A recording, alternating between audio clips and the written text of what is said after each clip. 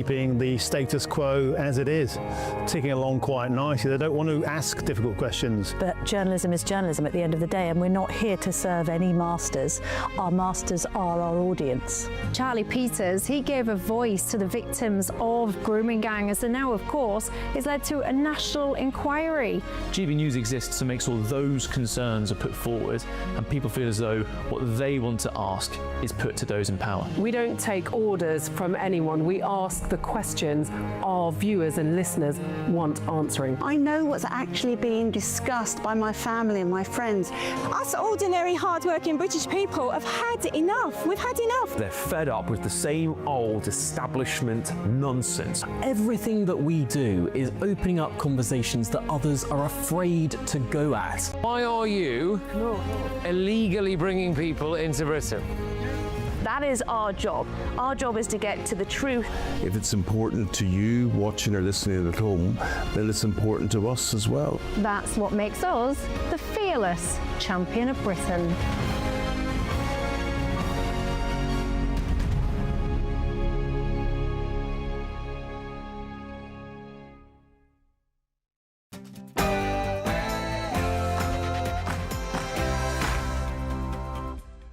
Good evening, it's 9 o'clock. I'm Alex Armstrong. Tonight. Hello, darkness, my old friend. I've come to talk with you again. Well, the Chancellor thinks she's got away with her housing scandal. Think again, Rachel. I'm not letting it go. Brand new bombshell information has exposed her, and tonight I'll reveal all. Also, counter-terrorism policing were initially supporting our investigation. However, at this stage, there is nothing to suggest that this is a terrorist incident.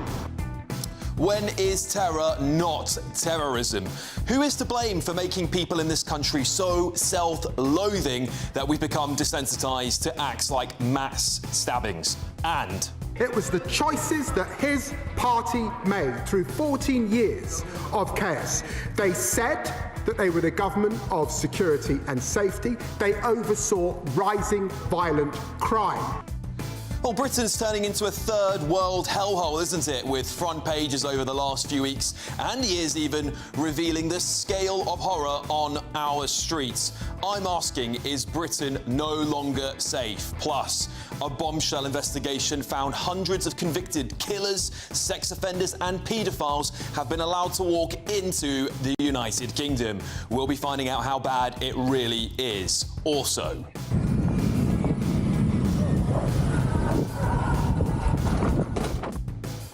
is crime so bad that the wealthy are just leaving their luxury possessions at home, or even just fleeing the country? One victim joins me to reveal all. And ولم تعد هناك أي وجبة غذائية تقدم لهؤلاء الناس وجبة واحدة في اليوم لذلك نرى الهزال على عظم. It's a bloodbath visible from space. That is how the slaughter in Sudan has been described. Thousands of Christians have been butchered. But where are the leftists protesting? Thankfully, President Trump is taking action. And on my panel tonight, businessman and activist Adam Brooks, senior reporter at Guido Fawkes, Ellie Wheatley, and Labour councillor Sebastian Salick.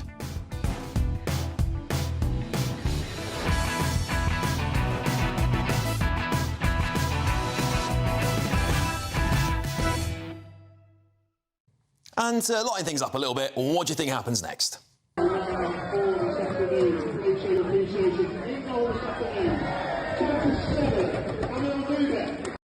you think you might have had a few? Well, your Sunday night is just getting started, but first, let's get your news with Aaron Armstrong.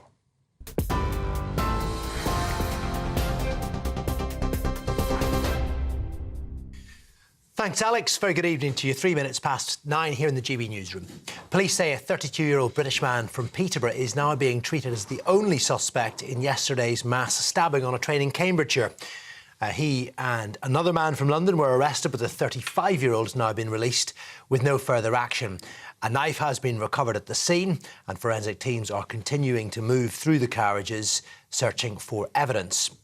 One person, an LNER staff member, remains in a life-threatening condition.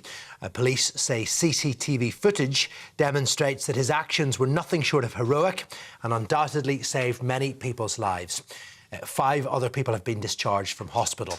Police are continuing to comb the car park at Huntingdon Railway Station and the surrounding area. British Transport Police Superintendent John Lovelace says it's not being treated as terror-related. Counter-terrorism policing were initially supporting our investigation. However, at this stage, there is nothing to suggest that this is a terrorist incident. This is a British Transport Police investigation, and we continue to work to establish at pace the full circumstances and the motivations that have led to this incident. The King and the Prime Minister have described the incident as appalling and deeply concerning. The Prince and Princess of Wales say their thoughts are with all those impacted by the attack, including first responders. The MP for Huntingdon, Ben Obesi-Jekti, has urged everyone to be vigilant. I think everybody should be worried that incidents like this can happen anywhere in the country. And this isn't, as you say, this isn't a major metropolitan area. This is a market town in semi-rural Cambridgeshire. Incidents like this just simply do not happen here. So everyone must be vigilant and must be mindful. But at the same time, I think I'd like to reassure people that we have a police force who is able to deal with this incident swiftly and robustly. The first charter flight carrying British citizens back from Jamaica after Hurricane Melissa's landed at Gatwick Airport. Around 8,000 British nationals are understood to have been on the island when the Category 5 storm made landfall on Tuesday. At least 50 people across the Caribbean have been killed and nearly 500,000 remain without power. The UK has also sent £7.5 million worth of humanitarian support, including solar-powered lanterns and shelter kits. It's emerged Andrew Mountbatten-Windsor routinely refused to sign off on statements released by the royal family that supported survivors of Jeffrey Epstein's abuse. A friend of the King and Queen Camilla's told the Sunday Times the former prince removed references to victims after being sent palace statements for approval. Last week, when the King announced he was stripping Andrew of his remaining royal titles, he expressed his utmost sympathies to victims and survivors of all abuse. Israel says Hamas has handed over the bodies of 3 more deceased hostages from Gaza. The coffins were delivered by the Red Cross and then deported to Israel for formal identification. Hamas says they were discovered in a tunnel in southern Gaza on Sunday. If confirmed, it will mean 8 dead hostages remain unaccounted for. Israel has accused Hamas of violating the terms of the deal by delaying the return of the bodies. Hamas says they're buried under tons of rubble and it needs heavy equipment to retrieve them. Finally, the Prince of Wales has departed for Brazil as he prepares to host the Earthshot Prize in Rio de Janeiro. It takes place shortly before the country also stages COP30, the annual UN climate conference. That is later this month. He says when we work together with optimism and courage, a more sustainable future is within our reach. William launched the Earthshot Prize in 2020. It seeks to find solutions towards fixing environmental problems within a decade. And those are your headlines. I'll be back with more at 10. Tune into GB News Radio wherever you are. Online, on DAB digital radio, on TuneIn, on Radio Player and on your smart speaker. Just say, play GB News.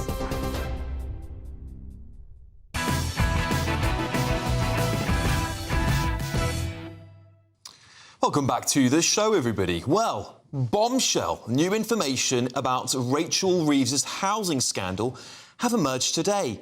And I bet she thought she'd got away with it. Of course, our beleaguered Chancellor, that is. Oh no, Rachel, I'm like a dog with a bone. You're not getting away with this one on my watch. Well, today it's emerged that Keir Starmer is refusing to reopen the probe into Rachel Reeves's illegal letting scandal, despite fresh revelations in today's newspapers. A source has told the Daily Mail that before engaging her current lettings agency, Miss Reeves and her husband had approached the estate agency Knight Frank about managing the property. And guess what?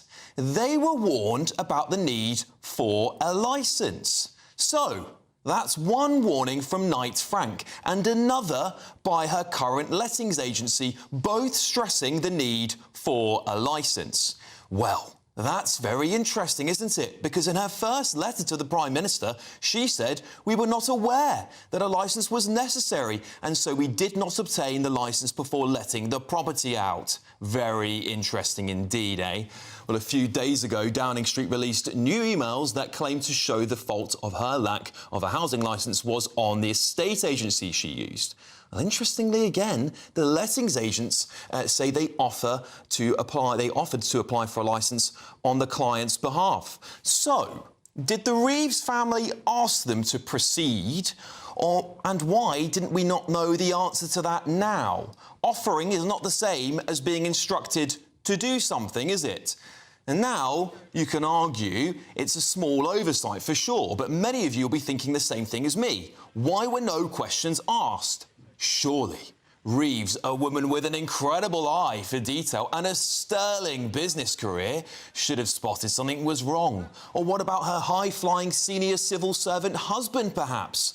Or maybe you can argue that she just didn't see these emails and that she wasn't aware of this obscure law. OK, well then, on October the 20th, Reeves tweeted a warm, fuzzy welcome to Leeds City Council's expansion of their landlord licensing policy. She said this: "This scheme means private landlords in the area will be required by law to obtain a licence for any residential property they are seeking to let and must meet certain standards to ensure the property is safe and in decent state of repair."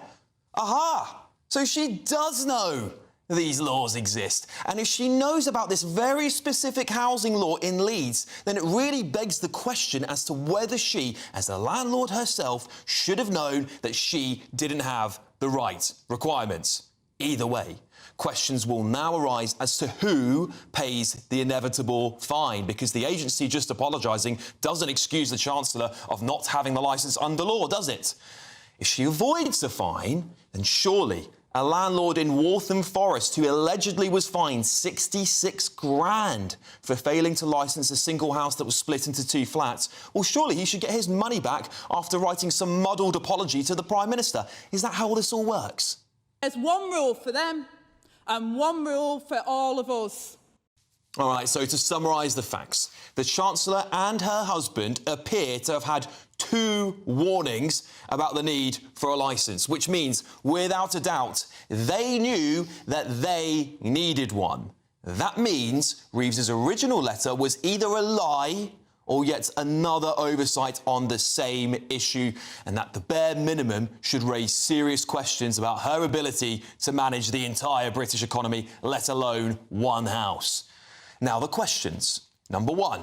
The letting agency offered to get a licence, but did Reeves or her husband instruct them to do it? 2. A fine is due to be paid. When will she pay it? Is she going to get off of the fine? If she does get off the fine, by the way, wouldn't it be a bit fishy given that her sister is a councillor in the same borough her house is owned in? 3. Why won't the Prime Minister reopen the investigation? The ethics advisor has essentially only seen a handful of selective emails and been used to recuse the Chancellor of any wrongdoing 24 hours after the story broke, before then having to look again at new emails and make the same judgment. Doesn't seem very thorough, does it? All in all, this whole scandal stinks of a cover-up, and yet more of the one rule for them and one rule for the rest of us. You were promised change, weren't you? But that was a lie. They are just knee-high in it, the same as the rest of them. But the big difference is they told you they were holier than thou. What an utter car crash of a government it is. Now let's get the thoughts of my panel. Adam Brooks, how are you doing this evening? I'm good, thank you. You? Very good, thank you, mate. Listen, I think this is a scandal. I think this is a cover-up.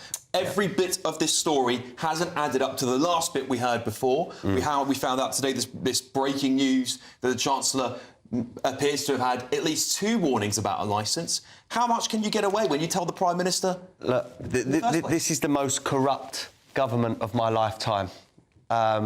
Scandal after scandal after scandal. She blatantly lied in the first letter to the Prime Minister, and the Prime Minister's second letter to her basically accused her of that. Now, she lied on her CV as well. So we've got a Chancellor that is known for lying. My problem with this is that if that was me, I would be prosecuted and I would be fined. Why is the Chancellor not going to be prosecuted? We don't know yet. We don't know yet. Right. But why? I'll tell you why, in my opinion, the Prime Minister will not get rid of her. Because if a Prime Minister gets rid of their Chancellor, that is curtains for the Prime Minister himself. He knows that. And what signal does that send to the bond markets? We're already in a very fragile place at the moment with interest rates, mortgage rates and the economy. Getting rid of the Chancellor now would send shockwaves through the markets. And I think that is the only reason that Keir Starmer is not sacking her. So at the moment, we have not got the best Chancellor that we could have in power. We've got someone that cannot be moved because it would cause too much trouble and too much hurt to the markets and the government, in my opinion.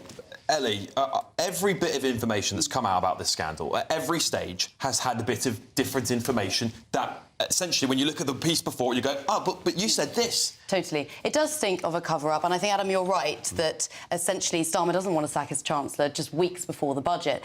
But this entire episode has been so farcical, and it completely undermines any past and future investigations into ministers. So, as you say, she said, oh, we were unaware. Immediately, Starmer goes, oh, it's OK, it's fine. Then he said, and then it comes out, then it's revealed that actually she was aware, her husband was aware. It's absolutely shocking. And by the way, in that council last year, there was a landlord and an agency that were fined £3,000 for the same issue. We don't know if the council will decide whether or not to fine her. But you would have thought not only should the Chancellor know what licence she should have and what requirements are needed for renting out her house, but also, the lesson she needs to take away from this is that ordinary Britons are burdened by these regulations and rules that are unnecessary, and she was out championing them.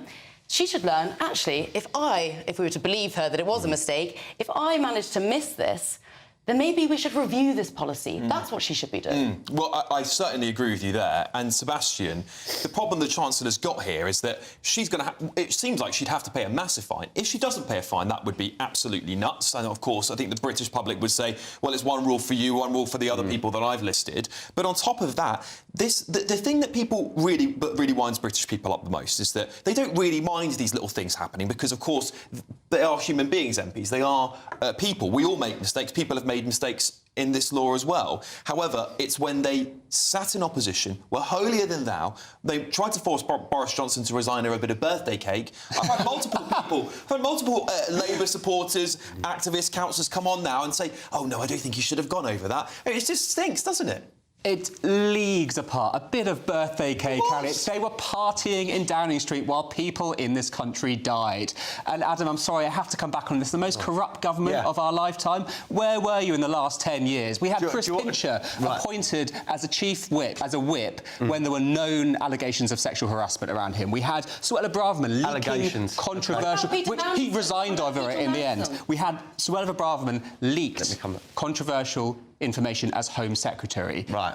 This does not compare. This is somebody do you want me who has forgotten. This is somebody. I'm talking about Rachel Reeves. Right. This is somebody who has forgotten to get a licence. Nobody here has had the curiosity to ask, will she be fined? The answer, as Southwark Council has told us in the public domain, you have 21 days once it comes to their attention to pay. If not, then you will be fined. So the difference between this and anybody else is clear as day. Isn't the argument that they knew about the licence, though, quite long ago? That came out on Thursday. Today is Sunday. They had these emails about knowing that they needed the licence, right? Yeah, so when the council says, hang on, where's your licence, you then have 21 days to come back. So let me just come back on this. In 15 months, we've had a housing minister that has failed to pay stamp duty. We've had a corruption minister that is accused of corruption. We've had a Prime Minister in Keir Starmer that failed to declare freebies from his friend Lord Ali. We've had a Transport Secretary who failed to declare a fraud conviction. A Business Secretary that caught lying about being a solicitor. That is an offence. Rachel Reeves herself lied on her CV. Any other person in any other job would be sacked. That is in 15 months. You cannot say that that is not a corrupt government. So that's great, Adam. You've got your clip for social media now, but what I'd ask you really is the most corrupt government of your lifetime. Is that what you said? Yeah. Did you start following politics 2 years ago? But Sebastian, he's got a point. When you look at that litany of things things. It's been what, 18 months? Power less, and it took the Tories 14 years to build up that kind of record. It's taken the Labour Party 10th of that time. Who said that they would be cleaner than now? You know, who said that they would clean up if you're politics? corrupt, at least scandalous. I mean, look, my background's in journalism. I love a scandal more than anybody. But sitting here talking about Rachel Reeves forgetting to get a licence, it's small fry, isn't it? What about lying on your CV? Are we going to go through everything? I'm not going to defend... We would be here all night, you're right. I'm not going to defend any minister who's resigned. They were right to resign over them, and they were right to resign quickly, and I'm pleased to see that, because in the last government, we certainly didn't see that. We had people clinging on for dear life. We had Dominic Raab sitting on holiday while Afghanistan fell. He was Home Secretary. We had Priti Patel bullying, being found to have broken the ministerial code. Did she resign? No. Did Boris stand by her? Yes. I'll ask you this. That was a corrupt if Rachel government, Reeves, if we saw one. If she gets fined for this or prosecuted, should she resign? That's up to her. I'm not going to come on this programme and call for do you think, as a Labour councillor, that the Chancellor should resign if she is fined or prosecuted? I'm not going to call for anybody's resignation. Of course you wouldn't, but you would if it was a Tory. Sebastian's let the lessons of Labour pass when you call for everyone and their dog to resign over the most insignificant things. And this is really where the problem lies for Labour. The British public will forgive you if you make silly little errors in your public life, because, again, we're all busy. We've all got... These laws are ridiculous, quite frankly, I'll just add to that, Downing Street was asked, actually, whether or not she would have to resign if she was fined, and the Starmer spokesman refused to answer. Well, of course, because remember, you can't make the laws and break the laws. That was another problem, wasn't it? But we've got to leave it there, unfortunately. And I just want to correct myself. Ellie Reeves, Rachel Reeves' sister, is an MP, not a councillor. I misspoke there. Beg your pardon, everybody. Right, thank you all so far for getting in your messages. There's a letter here to the Prime Minister. The Chancellor, Rachel Reeves, wrote this. There are selective licensing requirements in this ward for renting out a property. Regrettably, we were not aware that a licence was necessary, and so we did not obtain the licence before letting out the property. This was an inadvertent mistake, and as soon as it was brought to my attention, we took immediate action and have applied for the licence. OK. Well, it's never too early to think about the festive season. Well, actually, I think it might be. But how would you like to have your Christmas on us this year? That's right, 40 grand in tax-free cash to have your Christmas of your dreams. 1 grand to spend on a luxurious Christmas lunch and a Christmas-themed GB News goodie bag for under the tree. And the best news is you get it all in time for the big day. Here's all the details. We're giving you the chance to win your entire Christmas this year paid for by us. First, we'll give you an incredible £30,000 in tax-free cash so you can have a brilliant new year. Then we'll give you a further £10,000 cash to spend on all your Christmas presents, the decorations, even the tree. Christmas lunch, that's on us too, with £1,000 in shopping vouchers to spend at your favourite supermarket. Finally, a GB News Christmas goodie bag. And the best news? You'll get it all in time for the big day. For a chance to win, text WIN to 63225. One entry costs £2.50 plus one standard network rate message. Or text BONUS to 63225. 5 entries cost £5 plus one standard network rate message. Go to gbnews.com/win. Entries start at £2.50. Call 0903 686 3232. Calls cost £2.50 plus your network access charge. Or post your name and number to GB17 PO Box 8690 Derby DE1 9TT. UK only. Entrance must be 18 or over. Lines close at 4 p.m. on the 28th of November. The winner may be contacted live on GB News, week commencing the 8th of December. Please check the closing time if listening or watching on demand. Good luck. Well, coming up, a bombshell investigation found hundreds of convicted killers, sex offenders and paedophiles have been allowed to waltz into our country. We'll be finding out how bad it really is. But next...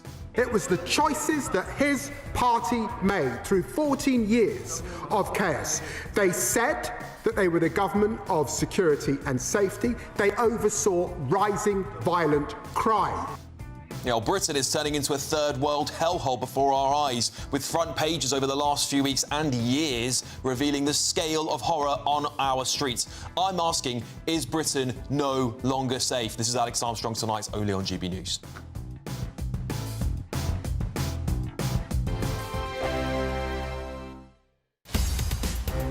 In the GB Newsroom, we bring you the news as it happens. With our team of dedicated journalists across the UK, we're ready to keep you up to date with what's happening every half an hour, every single day. Bulletins here on GB News, the People's Channel, Britain's news channel. From the school run to the home run, watch a new show for all of Britain. So he can say whatever he wants. A straight talking show where all voices are heard. And, you know, when are we going to stop talking about smashing the gangs and actually do it? With the stories that matter from every part of our country. There's a bit of a crash landing there for your Chancellor. Bold, fearless and standing up for you. That's me, Martin Daubney, 3 p.m. till 6 p.m, weekdays, here only on GB News. The People's Channel, Britain's news channel. Westminster's full of talk, but out here, it's the real world. Am I allowed to talk now? No, that's it. This is where it matters, real people and real lives. That's what politics is all about. The fact has Trump made a good start? No. Straight answers, no spin, and just a couple of pints. How many fingers have I got up? About 10. So join me for Lee Anderson's Real World every Friday at 7 p.m, only on GB News. The People's Channel, Britain's news channel. You want to know what's really going on in the corridors of power? Labour don't know what to do with you half the time, and that makes you quite lethal in the chamber. Get behind the headlines with Chopper's Political Podcast. Join me, Christopher Hope, as I sit down with the great and the good of British politics. We'll see where this ruling takes us. These are the stories shaping our nation. Chopper's Political Podcast, available now on all platforms. Listen in and stay ahead. Join me, Nana Akwe, for an informative, interactive news programme with a difference. It's fun. No, he didn't say that, Dave. I'm so surprised. I think there's an element of truth to that. Join me from 3 p.m. every weekend, only on GB News, Britain's news channel. Mornings don't have to be tiresome, especially if you have the right company. Wake up to news as it happens, opinion and debate, and of course, a little bit of entertainment too. Because when the kettle's on, we're on. That's Breakfast on GB News, a show worth waking up for. Every morning from 6 a.m. Only on the People's Channel, Britain's news channel. We'll spread the news, you spread the word. At GB News, we love to hear from you, our loyal community. So drop us a line at gbnews.com/yoursay. There you can talk to each other and also to the presenters live on air.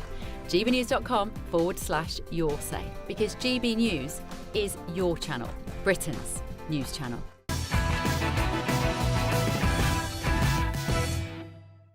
Well, welcome back to Alex Armstrong tonight. 24 hours ago now, here on my show, we broke the shocking news coming out of Huntingdon in Cambridgeshire. A stabbing spree on board a train heading towards London initially left 9 people with life-threatening injuries, beg your pardon, 5 of whom who have now been discharged, while 1 remains fighting for their life. Although police have said there was no evidence that the attack was terrorism, it will of course still raise questions about the general safety of the British public as we go about our everyday lives. In the capital alone, Transport for London stats showed that almost 4 in 10 people using the transport network have felt worried, and nearly 10% were deterred from travelling due to a worrying incident they had experienced, especially women and girls, might I add. The number of violent crimes against them on transport has jumped by 5% this year, but this is a staggering 59% increase since 2021. And what about knife crime in general? Well, pre-pandemic police recorded offences involving a knife or sharp instrument in the UK increased by approximately 80% in the 5 years between March 2014 and March 2019. What is a truly astonishing and shocking figure. And although knife crime decreased slightly in 2025, it stayed at high levels of around 50,000 offences a year. So tonight, I'm asking, do you feel safe going about your daily life in the UK? And to debate this, I'm now joined by Labour councillor Stuart Fawcett and writer and commentator David Shipley. David, I'll start with you. Some of the numbers I read out there are shocking, of course, but it doesn't take away from what happened last night, which, of course, has terrified the nation, rightfully so. David, is Britain no longer a safe country to live in? I'm afraid it's not. It's become much, much less safe, particularly in the last 10 years, as you just described.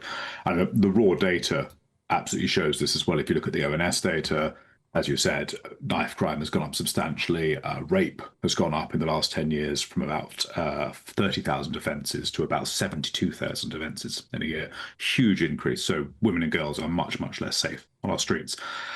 And I think the character of crime has changed as well. We are now seeing these sorts of crazy, unpredictable, murderous attacks. You know, just this week we've had in the last 7 or 10 days, we've had the conviction of Deng Cholmajek for brutally murdering Rhiannon White. We had the conviction of Habi Nur, who, an failed asylum seeker, who walked into a bank and stabbed a completely random businessman to death. And then at the beginning of this week, we had Wayne Broadhurst dying in a horrible assault for which an asylum seeker was being charged. Those sorts of attacks were not normal a few years ago, and they are not normal. And those who would suggest that we've always lived like this are either deceiving themselves or lying to us. I think the other really important thing to understand is, against that background, the police have got much worse at solving crime. So if you go back to maybe 10, 11 years ago, about 20% of all crimes, so 1 in 5, resulted in someone being charged or cautioned. Now, it's got much, much worse. Last year, only 6% of crimes resulted in a charge. And you might think, well, if someone uses a gun or a knife, it's better.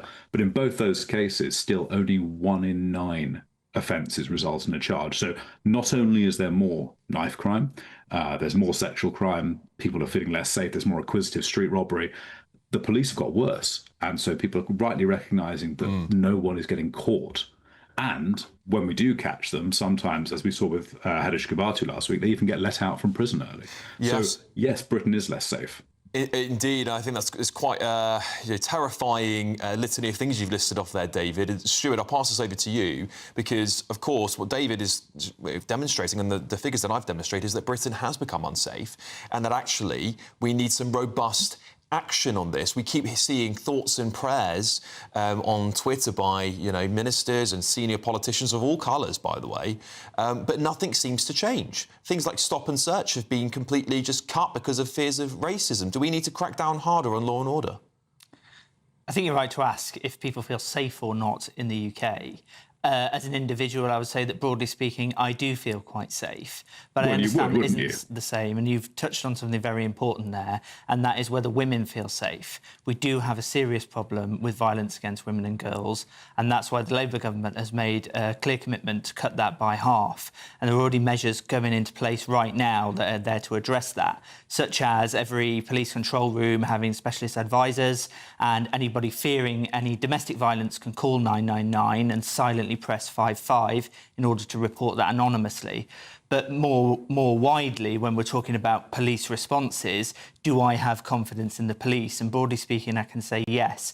In fact, today I had to call 999. Sorry, how can you possibly have confidence in the police, given how bad they are at solving crime? Well, I'll come on to exactly why I have confidence in the police right now. And I think they need to have more confidence placed within them. 6% of crimes result in a charge. I'll tell you exactly why that 6%. was, because I called 999 today, and within 3 minutes, within London, there were 4 response cars there and an ambulance that were able to take the risk away from someone doing harm to themselves and to somebody else.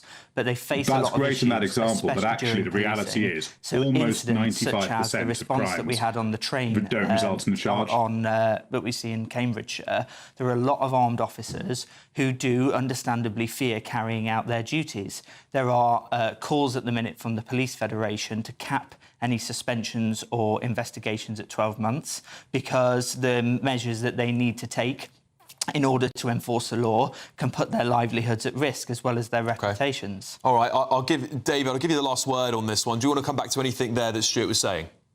Yeah, I just think it's ridiculous to say that, Stuart, that you feel confidence in the police because you've witnessed a couple of examples where they've done well. The stats don't lie. Almost 95% of all crimes of the victim don't result in anyone being charged.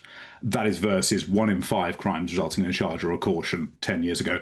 The policing has collapsed and there is more knife crime, there is far more sexual crime. Putting a few better responses in, while welcome, isn't going to help while we continue to import very, very large numbers of men from countries where they are much, much more likely to be violent and much more likely to be rapists. And this is it. This is the problem, isn't it? And I hear a lot of people here in our audience are writing in saying we've had a massive explosion of people coming to our country from places we don't know. Many people, we're going to talk more about the story in a minute, hundreds of men who are paedophiles, criminals, have walked into our country. We don't know who they are. We don't tag them. And then we let them out into society and then we wonder why everything goes wrong. And we cut back on our police at the same time. I think it's an absolute disaster. Anyway, gentlemen, thank you for joining me. Councillor Stuart Fawcett and writer and commentator David Shipley. Thank you, gentlemen. Coming up, is crime so bad that the wealthy are leaving their luxury possessions at home or just simply fleeing the country? I've got a victim to join me in the studio who is going to reveal all. But next, a bombshell investigation found hundreds of convicted killers, sex offenders and paedophiles have been allowed to walk into our country. We'll be finding out how bad it really is in 3 short minutes. Don't let go anywhere. This is Alex Armstrong tonight, only on GB News. I hope we haven't forgotten anything. Travel insurance, I tick that box. Yeah, but remember what you forgot last year. All Clear Travel Insurance sponsors GB News Travel Destinations Forecast. After recent heavy rain across parts of Portugal and Spain, they are generally seeing a drier interlude at the moment, and Iberia is looking dry over the next couple of days, although further rain is expected here as we head later on into the week. So reversal of fortunes for parts of Italy, the Balkans and Greece, though they currently have the rain at the moment, some thunderstorms around as well. But this band of rain will continue its way eastwards, and so later on in the week it will return to drier and sunnier conditions for these countries. All Clear Travel Insurance sponsors GB News Travel Destinations Forecast. Hello there, very good evening to you. Welcome to your latest GB News weather update provided by the Met Office. As we transition into the new working week, it is set to turn wetter and windier overall. Already this evening we are starting to see rain move in from the west, and this will spread eastwards across many areas overnight. It will turn heavy and persistent in places, particularly over some higher ground sites like northwestern England and parts of northwest Wales. Blustery night to come as well. But those winds are filtering in some very mild air, and so by the time we reach Monday morning, many of us will see double-digit figures when we're walking out the door. Despite the mild start to the day, though, do be prepared for a lot of cloud on the scene. It's going to be fairly damp and dreary for many. Further outbreaks of rain possible as you are heading to work. Some of those could be on the heavy side as well. The winds will be blustery right throughout the day. We could see gales in exposed coastal and mountain areas. Generally, if you are a little bit further towards the east, there is the greater chance, particularly in the afternoon, that we start to see the cloud breaking up a touch more. And maybe for parts of southeastern England, northeastern Scotland as well, we might start to see some sunshine emerging through. And generally, eastern areas will stay that little bit drier, with the rain more persistent out towards the west. But it is going to be a mild day right throughout, even despite the cloudy scenes, and temperatures will be peaking around 15 to 16 degrees Celsius. Our low pressure system is going to stay with us into Tuesday. A lot of isobars on the chart here indicating it's going to remain fairly unsettled. The occluded front generally draped northeast to southwest, and that's where we're going to see the bulk of the rain moving through on Tuesday. Potential for some quite heavy rain to move across southwest England into southern Wales at points as well. There's still some uncertainty in regards to exactly where that will be positioned, but certainly southeastern England, again northern Scotland, perhaps seeing some brighter spells moving through. But the unsettled and slightly mild theme is looking to continue right throughout next week. Bye-bye. Join me, Nana Akweer, for an informative, interactive news programme with a difference. It's fun. No, he didn't say that, though. I'm so surprised. I think there's an element of truth to that. Join me from 3 p.m. every weekend, only on GB News, Britain's news channel. In the GB newsroom, we bring you the news as it happens. With our team of dedicated journalists across the UK, we're ready to keep you up to date with what's happening every half an hour, every single day. Bulletins here on GB News, the People's Channel, Britain's news channel. Britain deserves a newsroom that puts the facts and your voice first. Well, and that's what you get on GB News. Lively debates, lively conversation. And we're not afraid to hold power to account. And each other. So join me, Andrew Pierce. And me, Miriam Gates, for Britain's Newsroom, weekdays from 9:30 on GB News.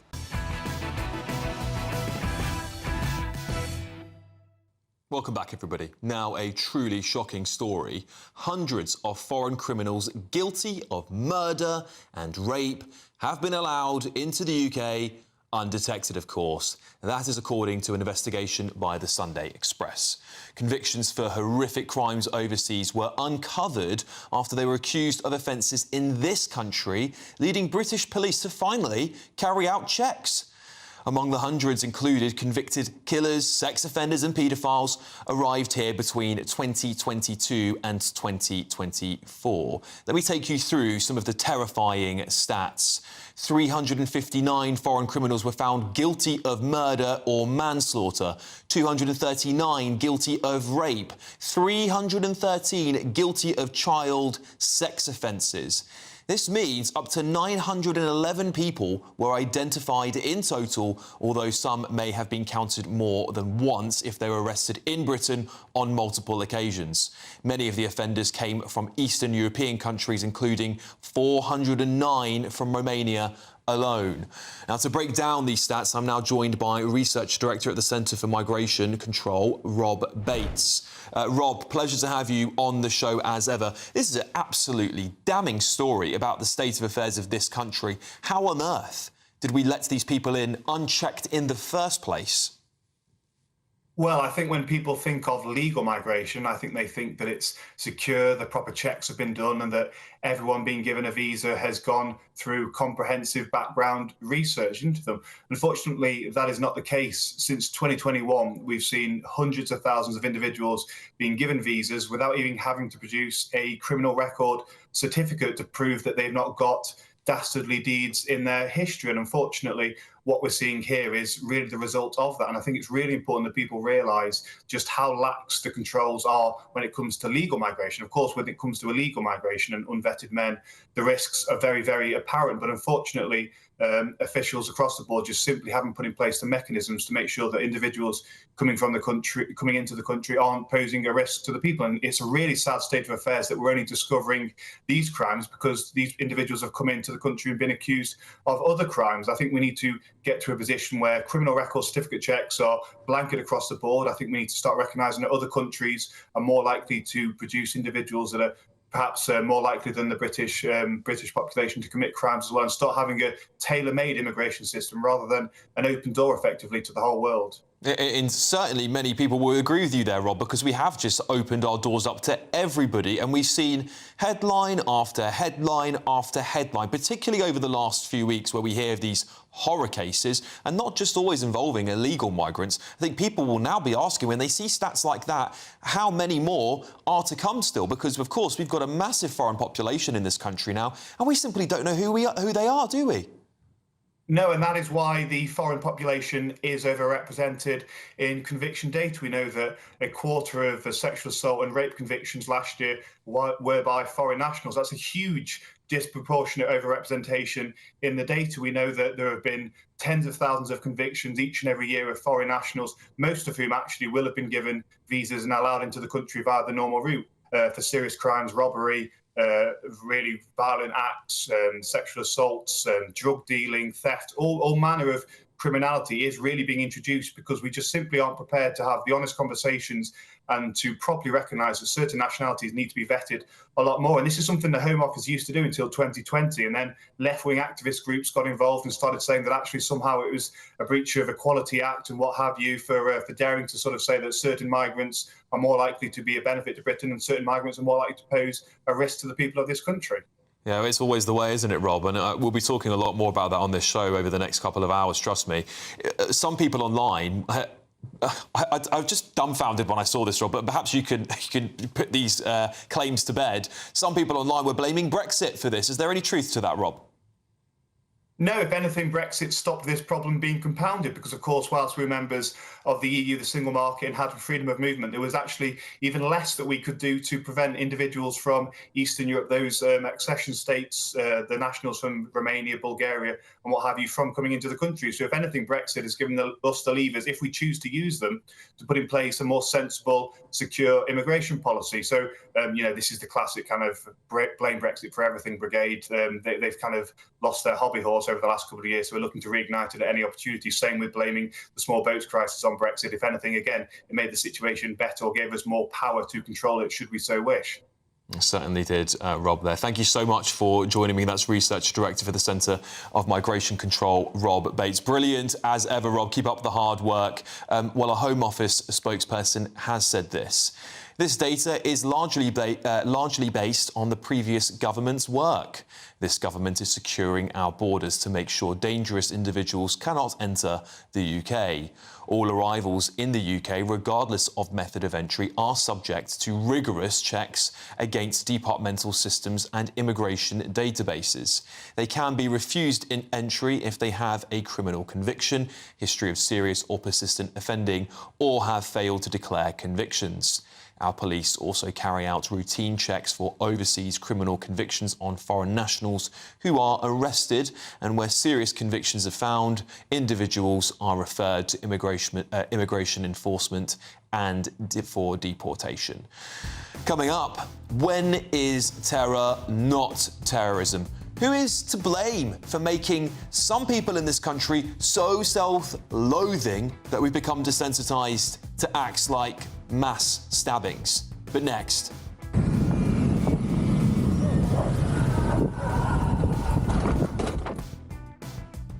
Yeah, common scenes in London, aren't they? It's crime so bad that the wealthy are leaving their luxury possessions at home or are simply just fleeing the country. I've got a victim joining me live in the studio. You can see the theme of tonight, can't you? That's next, and I will reveal all. I'm Michelle Dewberry. This is Jubes & Co. with you. Hello everyone, Patrick Christie is here. GB News. Britain's news channel. Access the stories that matter to you. Take the GB News family with you on any device. And as long as you have an internet connection, tune in to GB News anywhere on the planet or beyond. GB News, the People's Channel, Britain's news channel. From the school run to the home run, watch a new show for all of Britain. So he can say whatever he wants. A straight talking show where all voices are heard. And, you know, when are we going to stop talking about smashing the gangs and actually do it? With the stories that matter from every part of our country. There's a bit of a crash landing there for your Chancellor. Bold, fearless and standing up for you. That's me, Martin Daubney, 3 p.m. till 6 p.m, weekdays, here only on GB News. The People's Channel, Britain's news channel. Westminster's full of talk, but out here, it's the real world. Am I allowed to talk then? No, that's it. This is where it matters, real people and real lives. That's what politics is all about. The fact that Trump made a good start, no. Straight answers, no spin, and just a couple of pints. How many fingers have I got up? About 10. So join me for Lee Anderson's Real World every Friday at 7 p.m, only on GB News. The People's Channel, Britain's news channel. You want to know what's really going on in the corridors of power? Labour don't know what to do with you half the time, and that makes you quite lethal in the chamber. Get behind the headlines with Chopper's political podcast. Join me, Christopher Hope, as I sit down with the great and the good of British politics. We'll see where this ruling takes us. These are the stories shaping our nation. Chopper's political podcast, available now on all platforms. Listen in and stay ahead. Decisions made in Washington aren't just shaping America, they're shaping Britain too. From migration to global security, from crime to health. Whatever happens in the White House today will be felt in your town or city tomorrow. That's why The Late Show is live from Washington, D.C. Cutting through the politics to show you what it all means for Britain. The Late Show live every night at midnight. Only on GB News. Britain's news channel. Bold. They are under no illusion. Ray. Are you a human trafficker? Boundless. I've had enough of the nonsense, and I'm not afraid to say it. Don't get us on the BBC. Every weeknight, I tear through the headlines. The smell of gasoline. Should we be worried about it? From Westminster madness to cultural war chaos. What we're going to do now is they are throwing things out the car as we speak. Get ready, Britain. Here we go. Patrick Christie tonight, weeknights from 9 p.m, only on GB News, Britain's news channel.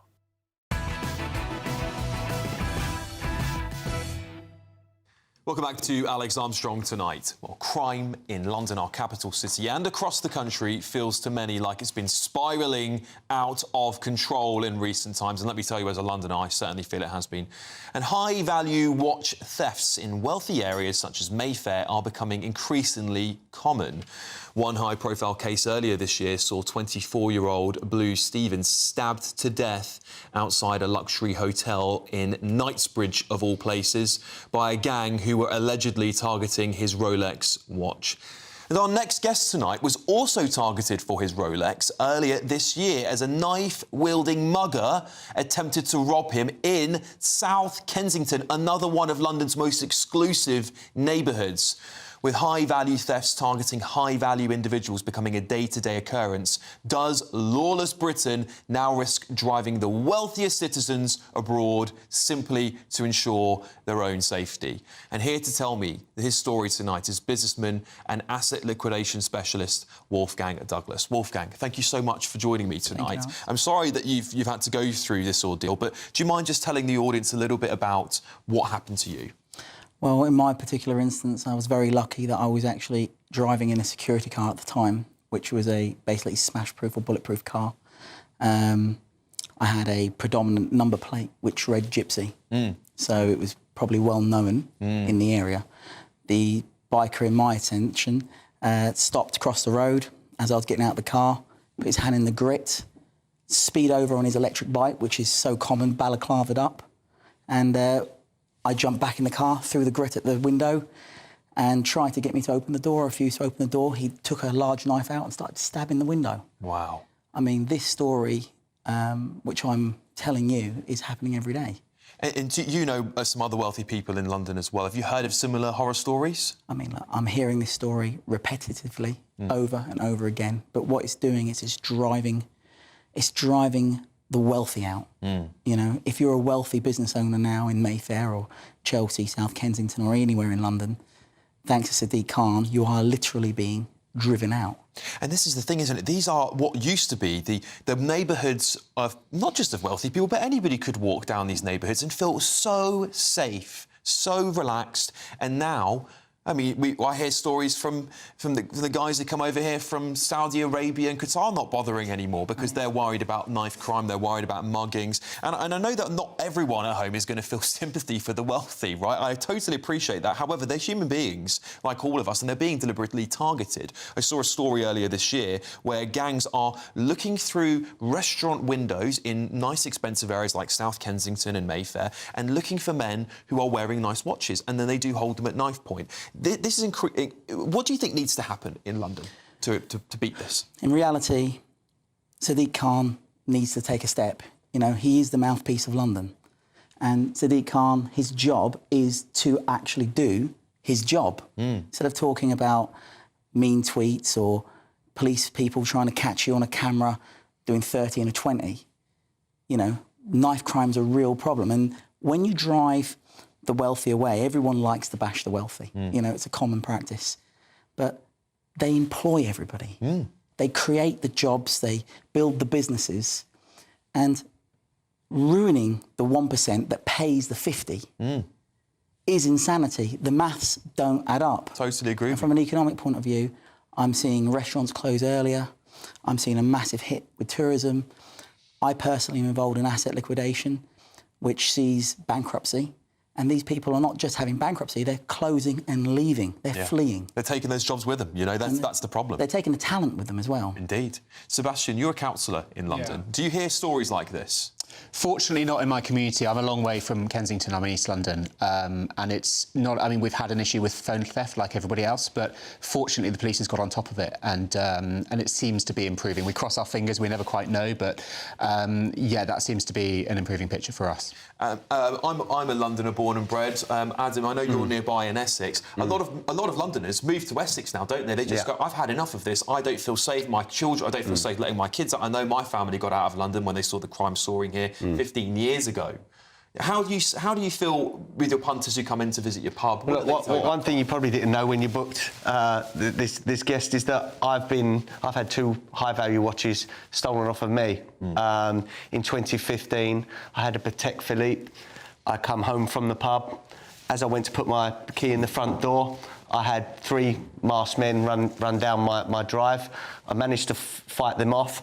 I chucked my house key so they couldn't get in where my family was, but they ended up tracking me down, got me, and got my watch off, and it went into the black market. Yeah. But one thing I will say about London, knife crime is up 80% over the last decade. Sadiq Khan is never speaking about this at all. I agree. You know, and he wants to talk about trees or he wants to talk about traffic systems. We have a knife crime epidemic in London. Agree. Wolfgang, I'll go thank one you. step further. I'm so sorry. I'm so sorry to interrupt, but Wolfgang, we'll have you back on the show, please. Unfortunately, we've run out of time. But when we contacted the Metropolitan Police about Wolfgang's case earlier today, they told us this: officers carried out inquiries. However, no arrests have been made. If new information comes to light, we will review it. This is a Sadiq Khan right of reply here. We've seen a number of politicians here and across the globe talking down London and spreading misinformation about crime and safety in the capital. The evidence is clear. Our approach to tackling crime and its complex causes works. It's driving down violence right across the capital. Coming up, a bloodbath visible from space. That's the slaughter in Sudan and, of course, in Nigeria too. Thousands of Christians have been butchered. Where are the leftists? Well, thankfully, President Trump is taking action. And, of course, when is terror not terrorism? Thank you for joining us, Wolfgang, and we'll see you all in just a tick. Expect warm spells with the odd rude interruption. Boxed Boilers sponsors the weather on GB News. Hello there, very good evening to you. Welcome to your latest GB News weather update provided by the Met Office. As we transition into the new working week, it is set to turn wetter and windier overall. Already this evening we are starting to see rain move in from the west, and this will spread eastwards across many areas overnight. It will turn heavy and persistent in places, particularly over some higher ground sites like northwestern England and parts of northwest Wales. Blustery night to come as well. But those winds are filtering in some very mild air, and so by the time we reach Monday morning, many of us will see double-digit figures when we're walking out the door. Despite the mild start to the day, though, do be prepared for a lot of cloud on the scene. It's going to be fairly damp and dreary for many. Further outbreaks of rain possible as you are heading to work. Some of those could be on the heavy side as well. The winds will be blustery right throughout the day. We could see gales in exposed coastal and mountain areas. Generally, if you are a little bit further towards the east, there is the greater chance, particularly in the afternoon, that we start to see the cloud breaking up a touch more. And maybe for parts of southeastern England, northeastern Scotland as well, we might start to see some sunshine emerging through. And generally, eastern areas will stay that little bit drier, with the rain more persistent out towards the west. But it is going to be a mild day right throughout, even despite the cloudy scenes, and temperatures will be peaking around 15 to 16 degrees Celsius. Our low pressure system is going to stay with us into Tuesday. A lot of isobars on the chart here indicating it's going to remain fairly unsettled. The occluded front generally draped northeast to southwest, and that's where we're going to see the bulk of the rain moving through on Tuesday. Potential for some quite heavy rain to move across southwest England into southern Wales at points as well. There's still some uncertainty in regards to exactly where that will be positioned, but certainly southeastern England, again northern Scotland, perhaps seeing some brighter spells moving through. But the unsettled and slightly mild theme is looking to continue right throughout next week. Bye-bye. Expect warm spells with the odd rude interruption. Boxed Boilers sponsors the weather on GB News. We could be delivering the perfect Christmas to you this year. There's £30,000 in tax-free cash to make 2026 the best year yet. A further £10,000 cash to spend on gifts for all the family. There's £1,000 to spend in your favourite supermarket. And a festively themed GB News goodie bag. And we'll get it all to you in time for the big day. For a chance to win, text WIN to 63225. One entry costs £2.50 plus one standard network rate message. Or text BONUS to 63225. 5 entries cost £5 plus one standard network rate message. Go to gbnews.com/win. Entries start at £2.50. Call 0903 686 3232. Calls cost £2.50 plus your network access charge. Or post your name and number to GB17 PO Box 8690 Derby DE1 9TT. UK only. Entrance must be 18 or over. Lines close at 4 p.m. on the 28th of November. Please check the closing time if listening or watching on demand. Good luck. Westminster's full of talk, but out here, it's the real world. Am I allowed to talk then? No, that's it. This is where it matters, real people and real lives. That's what politics is all about. The fact has Trump made a good start? No. Straight answers, no spin, and just a couple of pints. How many fingers have I got up? About 10. So join me for Lee Anderson's Real World every Friday at 7 p.m. only on GB News. The People's Channel, Britain's news channel. Join me, Nana Akweer, for an informative, interactive news programme with a difference. It's fun. No, he didn't say that, Dave. I'm so surprised. I think there's an element of truth to that. Join me from 3 p.m. every weekend, only on GB News, Britain's news channel. Exciting news. Every Friday, my Patrick Christie's Tonight Show is going to have a twist to it. We're welcoming some special guests. You. That's right, on Fridays I'm going to be doing my show in front of a live studio audience because this show is about you and what you have to say.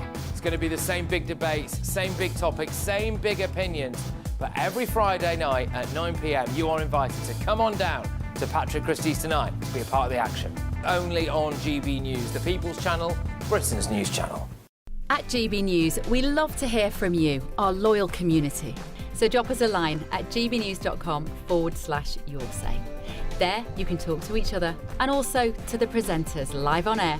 gbnews.com/yoursay, because GB News is your channel, Britain's news channel.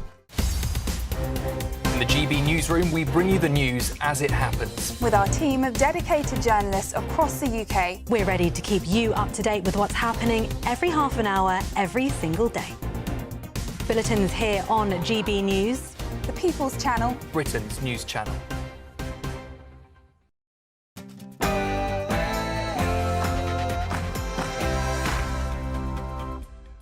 Good evening, it's 10 o'clock. I'm Alex Armstrong. Tonight, counter-terrorism policing were initially supporting our investigation. However, at this stage, there is nothing to suggest that this is a terrorist incident. when is terror not terrorism? And who is to blame for making some people in this country so self-loathing that we've become desensitized to acts like mass stabbings? And if you do stop and search to saturation, deadly weapons of every sort get removed from circulation. Yeah, is stop and search the answer on how to keep Britain safer? Reform UK's Zia Youssef certainly seems to think so. Also, ولم تعد هناك أي وجبة غذائية تقدم لهؤلاء الناس وجبة واحدة في اليوم لذلك نرى. there is a bloodbath visible from space. That is how the slaughter in Sudan has been described. In Nigeria, also, there are thousands of Christians being butchered. Where are the leftists protesting? Where's the Free Palestine lot? You've all gone silent. Thankfully, President Trump is taking some action.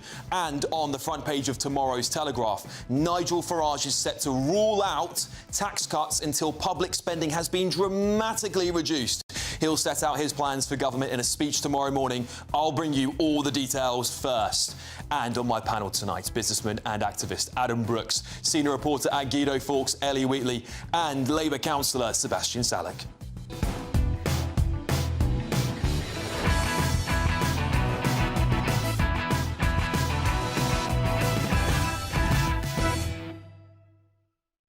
And what do you think happens next here?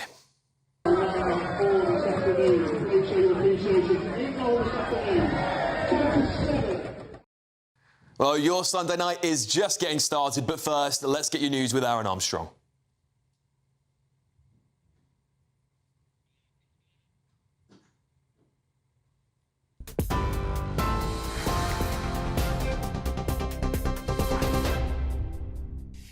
Thanks, Alex. Good evening to you. 2 minutes past 10 here in the GB newsroom. A 32-year-old man's being treated as the only suspect in yesterday's mass stabbing on a train in Cambridgeshire. The second suspect arrested, a 35-year-old man, has been released. A knife's been found at the scene and forensics teams are continuing to search the carriages for evidence. Authorities say The heroic rail staff member who tried to stop the attack remains in life-threatening condition. 5 others have been discharged from hospital. Meanwhile, the train driver, who's been credited with saving lives by quickly diverting the train bound for London to Huntingdon Station after the alert was raised, has been identified as Andrew Johnson, a Royal Navy veteran who served in Iraq. British Transport Police Superintendent John Lovelace confirmed earlier it is not being treated as terror-related. And this story just into us. A 9-month-old baby has died after a dog attack in south-east Wales. Gwent Police say officers responded to an address in the village of Roggett. In Monmouthshire at 6 p.m. on Sunday, the baby was pronounced dead at the scene and the dog has been seized and removed from the address. The first charter flight carrying British citizens back from Jamaica after Hurricane Melissa landed at Gatwick Airport a little earlier. Around 8,000 British nationals are understood to have been on the island when the Category 5 storm made landfall on Tuesday. At least 50 people across the Caribbean have been killed. The UK has sent £7.5 million worth of humanitarian aid, including shelter kits and solar-powered lanterns. The Defence Secretary says Andrew Mountbatten-Windsor is to be stripped of his remaining honorary title. John Healey says the government's working to remove Andrew's rank of Vice Admiral in the Royal Navy at the King's request. Andrew was given the honour in 2015 and retained it even after giving up his other military positions in 2022. He was stripped of his royal titles and his title as a prince last week over his relationship with the convicted sex offender Jeffrey Epstein. Israel says Hamas has handed over the bodies of 3 more deceased hostages from Gaza. The coffins were delivered by the Red Cross and then transported to Israel for formal identification. Hamas says they were discovered in a tunnel in southern Gaza on Sunday. If confirmed, it will mean 8 dead hostages still remain unaccounted for. Israel has accused Hamas of violating the terms of the deal by delaying the return of the bodies.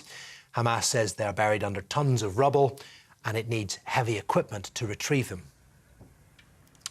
French prosecutors say the thieves who carried out the raid at the Louvre Museum in Paris last month are most likely petty criminals rather than professional gangsters. They say 2 of the 3 suspects in custody were convicted in the same theft case in Paris a decade ago and have dozens of previous convictions for theft between them. Jewellery worth an estimated £76 million was taken in the raid on the 16th of October. Apart from a crown that was dropped at the scene, none of it has been recovered.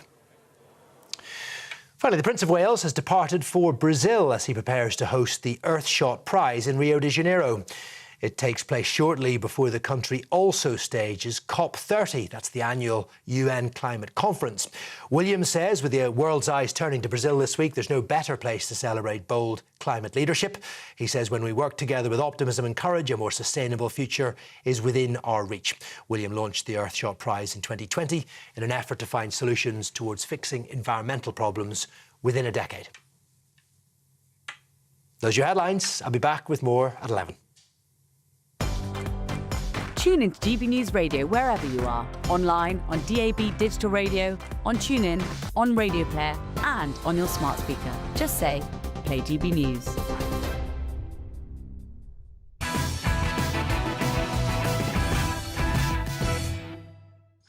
Welcome back to the show. Of course, if you've been watching over the last hour, you'll know there's a little bit of a theme to the show tonight. And of course, given what happened just yesterday, we were breaking that news here on the show. You can imagine why I'm talking so much about law and order in our country, because we do need to start having far more difficult conversations about it. In my strong opinion, there's something going seriously wrong in Britain. And that gets me on to what I wanted to talk to you about tonight, because when is terror not terrorism? The British public are subjected to attack after attack upon our way of life. Attacks that undoubtedly spread fear, horror and anger throughout our country. We're often told that acts of horrid crime like mass stabbings do not meet the conditions for terrorism under the Home Office's definition. It's often the case that other boxes have been ticked other than this line. the use or threat, and this is the Home Office's statement, by the way, the use or threat must also be for the purpose of advancing a political, religious, racial or ideological cause. Now, I'm reminded of the Southport attack. The establishment dubbed Rudy Cabana as a Welsh choir boy, the deranged man who stabbed 3 innocent children to death, who we, of course, were told was not a terrorist. This is the same sick spawn of Satan who was later convicted of an offence, guess what, under the Terrorism Act for possessing an Al-Qaeda training manual titled Military Studies in the Jihad Against the Tyrants. And of course, he was also harvesting ricin in his bedroom. Oh, on top of that, he had a picture of Jihadi John on his computer. Well, so much for not being a terrorist-related incident, eh? Well, in some cases, there seems to be, in my opinion, a concerted effort by the establishment to avoid depicting any act of violence by a sick group of individuals who are out to spread terror and, in my opinion, as enemies of the state. They just don't want to call it as it is, do they? And I think it's the same reasons why the Pakistani rape gangs got away with their rape of Britain for 30 years, and the same reason why Axel Rudy Cabana got away with not being called a terrorist. I think, and I really do think this, it's to preserve the one thing the establishment have worked harder on to protect than anything else in Britain, and it's this line you hear a lot: diversity being our strength. For a long time now, the left in this country have campaigned tirelessly to paint white British people, and actually British people in general these days, as imperialists, white supremacists and genocide supporters. They have debased Christianity, the values in this country that have stood for hundreds of years, and even call our flag a symbol of racism. If you criticise mass immigration and illegal migration, well, you're a Nazi racist. Is it any surprise that constant attacks on our soil are conducted by people of non-white British ethnicity and heritage? The left, the hate the left have stirred up against its own people in this country is utterly reprehensible. The same hate we now see thrown around at politicians like Nigel Farage, well, as it has been in the media over the last few months. Anyone who disagrees with the left is often called a fascist, a white supremacist, and so many other stupid words. Words, however, have repercussions, and we're seeing them being played out now on our streets, aren't we? For too long, we've been too tolerant of black kids carrying knives and stabbing each other because politicians like Theresa May were worried about racism. So what did they do? They cut back, stop and search. Too tolerant of Islamists and sectarians because jihad and globalise the intifada have different meanings in Arabic, according to the Met Police. Too tolerant of crime on our streets because police are too busy with social media posts and the left being offended over hurty words. Too tolerant with sectarians intimidating police forces, so we have to ban Jewish football fans from coming to a football game out of fear that perhaps sectarian Muslim men will kick off in a city. Too tolerant with sectarians infiltrating our democracy when we must be told we must accept mass immigration from people and cultures that have no desire to integrate with us.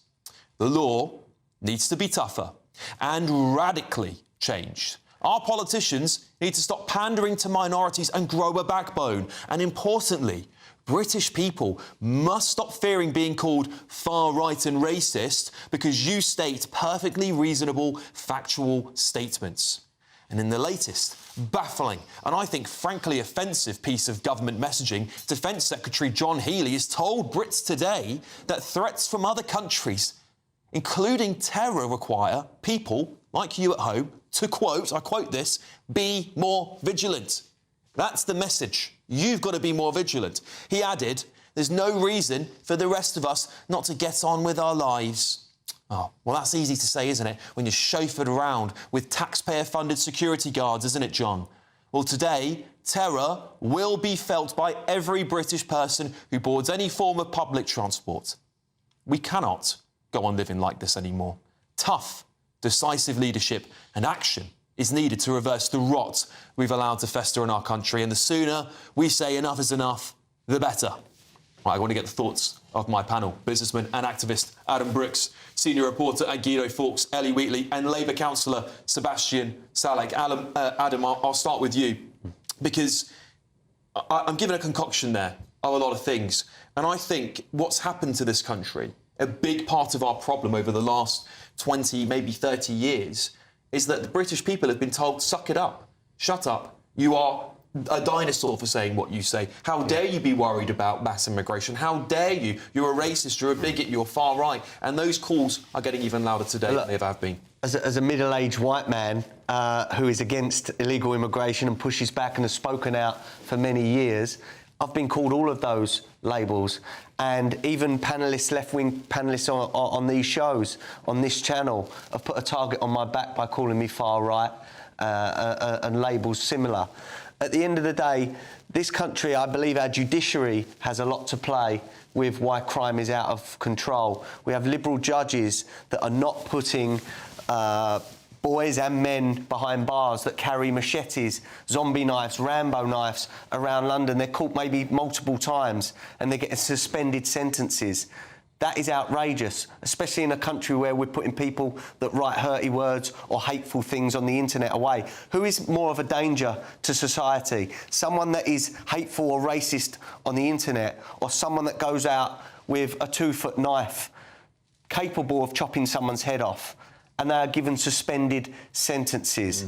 Now, again, in just a few days, maybe a week or so, myself and former police officer Norman Brennan are going to have another petition out there for stop and search to be upped and for 5-year mandatory sentences for carrying a knife. We need to bypass these liberal judges and have no choice. If you're caught with a knife, you're going to prison. Without a deterrent and better education in schools, let's show kids the inside of a prison cell. Let's scare them. Because I didn't know that as a kid, what could happen if you broke the law. Show them, take them, or mock up a prison cell and put them in there for 30 seconds, and they will soon realise that as they're growing up, if they break the law, they're going to be in one of those rooms for 5 years, 10 years. It would scare the hell out of me. And that's what we need to do now, realism. I totally agree with you, Adam, because this is not just about optics anymore, it's about lives. And we need some real political courage from Starmer and the rest of his cabinet to call this out, to increase stop and search. I mean, there was a study just this year by a former Met chief scientist officer who said that a drop by 66% in stop and search actually led to 44 knife-induced murders and injury, and more than 1,000 injuries from 2014. So we've also got to, as you said, have really strict sentences for anyone carrying a knife. And instead, what we see is John Healey, the Defence Secretary, coming out and not ruling out airport-style security at train stations, putting the burden on ordinary Britons rather than tackling violent criminals instead. And actually, by the way, Labour's current plan is to cut 300 roles in British Transport Police. We've got to be investing in these services so that these sort of horrific attacks that, by the way, are happening far too often, we are almost becoming desensitised to it, don't happen. By the way, just let's not forget the man who was killed in Uxbridge, who was stabbed to death for walking his dog just this week. Not a single peep from Starmer or Mahmood on that. Why did it take more than 10 people to be stabbed on a train for them to come and speak out? Well, then you only get thoughts and prayers, don't you? That's the problem. And Sebastian, you know, police stations are closing at record rates. And I do hold the last government accountable for cutting that. I mentioned Theresa May on stop and search. I'm not being unfair here. Sadiq Khan promised that when his pals in Labour got into power, which they are now in power, that police stations in London would be protected. He's actually cutting police force in London. This is the problem we've got, isn't it? Is that time and time again, politicians of all colours in this country don't prioritise the safety of British people. At the same time, they're letting in hundreds of criminals, as we were reporting earlier on, sex offenders, rapists, murderers into the country because of mass immigration. I don't buy that argument because I don't understand the political logic by it. Which politician in their right mind would willingly increase crime? It's inevitable if you're going to bring in millions of me. people into the country and you don't increase police officers and you don't build prisons. Of course, your crime is going to go up, isn't it? Mathematically, it makes sense. I think a lot of this, you're right, does fall on the situation in the prisons and the situation with the police that we got from the last government. There is, of course, room to improve on both of those. I like what I'm hearing from the rest of the panel on sentencing. I think we have to be tough on knife crime.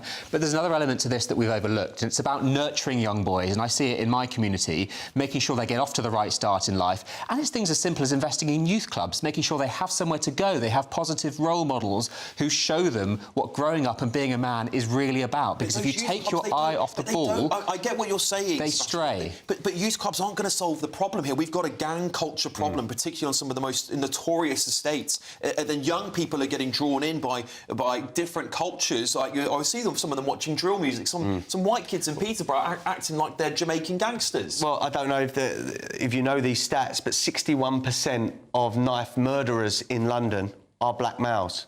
Yet they make up less than 10% of the London population. That is a serious cultural issue, and we need to tackle that. I work with a charity called Wickers that fight back against knife crime and try and educate many from the black community, young kids. Brilliant charity, you know, getting them off the streets, educating them, giving them different pathways in life, and we need to do that. But people are scared to address the fact that it is black men that are committing the most of these murders in London. Yeah, because, Ellie, just briefly before we have to go, I just want to ask you, do you think that we have been afraid of being called racist and other silly smear words, and that's why we've got part of the reason, not the entirety, but part of the reason why we're in the problem we're in today? Well, I think that definitely is a problem. Indeed, we saw that with the rape gang scandal. People were fearful of being labelled racist. And that means that we're not targeting a specific culture and group and helping them get out of what you were talking about, this sort of doom loop, doom cycle of not being able to break out of these situations where they do end up falling into criminal gangs. And that's why we've got to focus to help. It's not being racist, it's trying to work out where we need to send the most help. OK, thank you all very much for your contributions on this story. I know this is very raw for people around the country at the moment. Before we go to the break, I just want to pay tribute to the bravery and quick thinking of the train driver who diverted the train bound to Huntington Station following the mass stabbing last night. The train driver named Andrew Johnson is reportedly a Royal Navy and Iraq War veteran. Andrew Johnson from Peterborough diverted the train, allowing armed police to respond. And I do also want to pay tribute to the alleged hero, who we don't know anything about at the moment, who has allegedly saved countless lives by throwing himself in front of that disgusting sick man who allegedly committed those crimes. OK, a bit of a U-turn, but it's unfortunately coming up to the festive season. I hate it. But you might love Christmas. And how would you like to have your Christmas on us this year? Because that would really sweeten the deal, wouldn't it? That's right, 40 grand in tax-free cash to have your Christmas of your dreams. 1 grand to spend on a luxurious Christmas lunch and a Christmas-themed GB News goodie bag for under the tree. And the best news, you'll get it all in time for Christmas Day. Here's all the details. We're giving you the chance to win your entire Christmas this year paid for by us. First, we'll give you an incredible £30,000 in tax-free cash so you can have a brilliant new year. Then we'll give you a further £10,000 cash to spend on all your Christmas presents, the decorations, even the tree. Christmas lunch, that's on us too, with £1,000 in shopping vouchers to spend at your favourite supermarket. Finally, a GB News Christmas goodie bag. And the best news? You'll get it all in time for the big day. For a chance to win, text WIN to 63225. One entry costs £2.50 plus one standard network rate message. Or text BONUS to 63225. 5 entries cost £5 plus one standard network rate message. Go to gbnews.com/win. Entries start at £2.50. Call 0903 686 3232. Calls cost £2.50 plus your network access charge. Or post your name and number to GB17 PO Box 8690 Derby DE1 9TT. UK only. Entrance must be 18 or over. Lines close at 4 p.m. on the 28th of November. The winner may be contacted live on GB News, week commencing the 8th of December. Please check the closing time if listening or watching on demand. Good luck. All right, coming up very soon.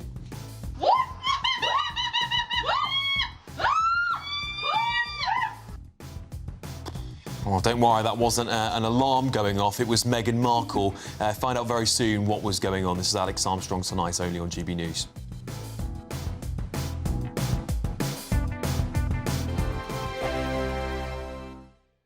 Westminster, the ultimate clique. And you're fighting like rats in a sack. But here on the Camilla Tominey Show, we ask the questions the establishment media is too scared to ask. OK, let me ask you a straight question, because I know you're a straight-talking politician. Whether it's net zero, illegal immigration or law and order, nothing is off-limits. You had the power then. Yeah, as I and say, now you've lost it. That's the Camilla Tominey Show, a politics show that's fearless. But no, let me finish my question if you don't mind, because it is my show. Sundays at 9:30, only on GB News, the People's Channel, Britain's news channel. This is GB News, Britain's news channel. Dramatic scenes in a North London street as police move in to arrest members of an organised crime gang. Inside their vehicle, evidence of a multi-million-pound trade in phone theft. A large number of stolen smartphones are discovered, all wrapped in tinfoil to block any phone signal and prevent their owners tracing them.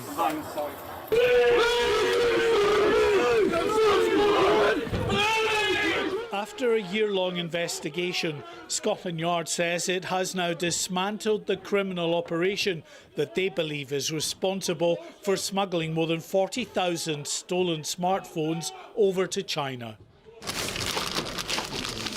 Officers have now recovered thousands of stolen smartphones as their investigation continues.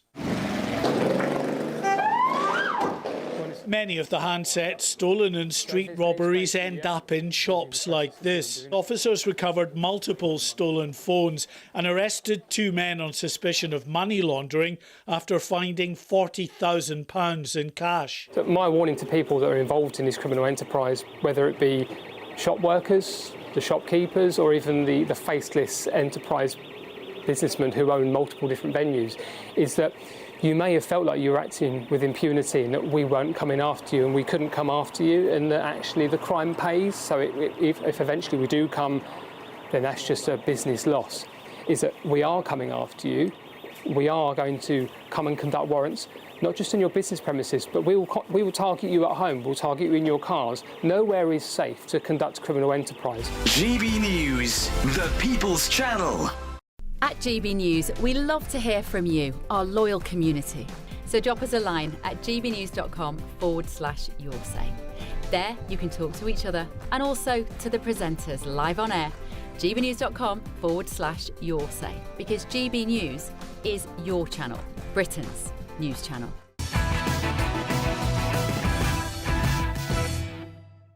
Welcome back to the show. Now, why are we ignoring the persecution of Christians around the world?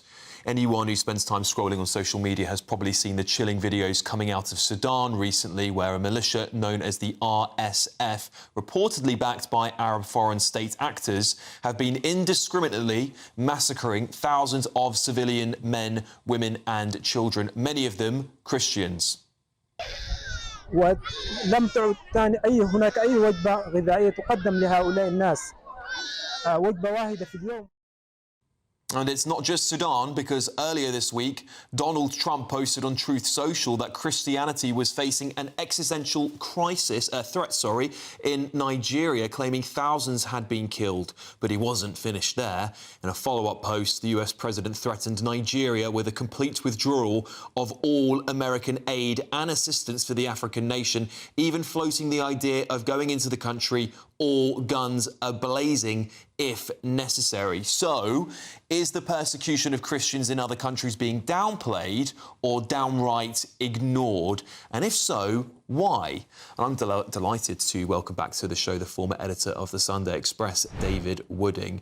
David, thank you for joining me. And listen, a lot of people wrote to me on social media and other platforms to express why no one's talking about this, why the mainstream media and broadcast media has not discussed this topic. Why is it that we seem so desensitised to these killings, but we talk about Palestine and other places? You're absolutely right, Alex. This is the real genocide that the West doesn't seem to care about. And I think the main reason is not the media. I mean, it's covered. There's pages of it in the papers this morning. It's that people aren't taking to the streets and protesting against it. I don't know why. Well, I think I know why. Because the state of Israel and Jewish people aren't involved, which seems to excite the passions of the hard left in this country. But this is a massive, massive humanitarian crisis, which leaves everything else we've seen in the shade. It started in 2023, and there's been 150,000 people killed, not to mention those who've been raped, tortured, mutilated during this, what is basically ethnic cleansing. And there's been 14 million people displaced from their homes. The health services totally collapsed. And there's millions of people facing famine. I mean, the whole city of El Fasher over the last few weeks has been surrounded. They've built these sandbanks effectively right around the city, and the FSG are basically taking off anybody. It's like a killing box. Anybody who moves, people having to crawl through the desert for miles to try and get to the nearest safe point. Nobody seems to care about it. I mean, brave journalists are out there writing about it, but it just isn't getting the take-up from the British people, who the people who take to the streets seem more concerned about other disputes. And this is the problem, isn't it, with the left? They are very selective about the things they're outraged about. And I think you nailed it, David. When it comes to Jews and the state of Israel, they seem very impassioned, don't they? But when it comes to innocent children and Christians being slaughtered in the other parts of the world, they don't seem to care. I also want to bring people's attention to places like Syria, where when the new regime took over, there was a massacre of Christians in that country too, yet absolutely no outrage. David, do we have a two-tier hypocrisy when it comes to people of different faiths? And I mean when I say it seems to be we get very outraged when Muslim countries are being attacked and not Christian countries. Is there a two-tier hypocrisy there? Absolutely. I mean, just give your viewers and listeners a little taste of some of the things that have been happening out there. There was a maternity hospital where 460 people were recently massacred by these forces. There's a children's hospital that was attacked. I read a few days ago in one of the papers about a man who was lying there wounded with a leg wound, and the militia came up to him and he said, "Please spare me, please show some mercy." And we said, "We have no mercy for you because you're a Christian," and shot him 5 times. This is unarmed civilians. And others are going on TikTok, posting pictures, videos, clips of the atrocities. It really is shocking, and yet, you know, people seem to don't take to the streets. I bet if you went to one of those demos that we've seen recently and said, "What do you think about what's going on in the Darfur region of Sudan?" They go, "Eh? What are you talking about?" They probably don't even know about it. This is the problem, isn't it, David? It is just that selective outrage as ever. Are we moving to a position now? I mean, Donald Trump's come out quite strong on this, that we could see America become sort of, you know, the defender of the faith in this point. This is what crusades were started on over thousands and hundreds of years ago, should I say. Are we seeing America maybe taking a more proactive role as the leader of Christianity in the West now? Well, yes, he's warned Nigeria that he's going to go in and hit them hard if they don't stop persecuting Christians. Now, they've got a similar problem there. Now the leader of Nigeria says, "We protect Christians," but it is without doubt that they are being persecuted. And they are being persecuted in many, many parts of the world. You know, I sometimes in church hear the clergy praying for Christians who are being persecuted and rattling off the names of all these countries where they're being persecuted. And we talk here about anti-Semitism and Islamophobia sometimes, and it's not on the scale that we're seeing in these other countries against Christians. They really are being persecuted, and we just seem to get on with our lives and not give a fig about it, unfortunately, Alex. Are we sort of blind to it here in the United Kingdom as well, David? I think a recent report I saw, and I might be quoting the stats wrong here, but it was 7,000 attacks on churches in the last year, and then we don't give any of the millions of pounds of fundings that we see for synagogues and mosques around the country. Of course, the Prime Minister announced, 9,000 in 3 years is the correct number I'm talking about there, David. But we don't see the government coming up with these massive packages, do we? No, we don't, and. It's important in the free world that we protect freedom of speech, but also freedom of thought and freedom of faith. To have, no faith, if you wish, or a faith, and that it should be protected. I don't mind these people who come to Britain with a different culture, who want to worship a different God, provided they don't want me to start worshipping their God and start attacking me if I don't. That's the way it should be. Absolutely right. David Wooding, former editor of the Sunday Express, thank you so much for joining me to talk about this really important topic. So thank you for coming along and educating all of us about what's going on there. Well, coming up later in tonight's show...